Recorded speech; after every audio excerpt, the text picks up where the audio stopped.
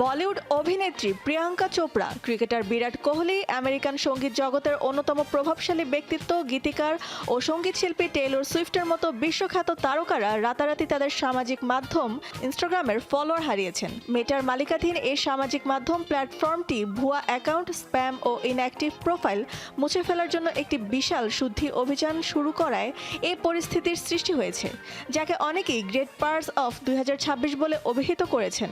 কারণ বলিউড থেকে হলিউড সর্বত্র এই সমস্যার সম্মুখীন তারকারা।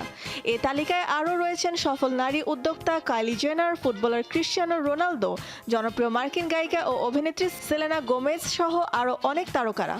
জানা গেছে, ইনস্টাগ্রামের মূল সংস্থা মেটা নাকি ভুয়া ও নিষ্ক্রিয় অ্যাকাউন্ট সরানোর জন্য এ বড় পদক্ষেপ নিয়েছে। এর জেরে এক রাতের মধ্যে বহু তারকার ফলোয়ার সংখ্যা হু হু করে কমে গেছে। মার্কিন মিডিয়া ব্যক্তিত্ব, মডেল ও সফল নারী উদ্যোক্তা, প্রসাধনী ব্র্যান্ড কাইলি কসমেটিক্সের প্রতিষ্ঠাতা ও মালিক কাইলি জেনারের প্রায় 1,40,00,000 অনুসরণকারী কমে গেছে।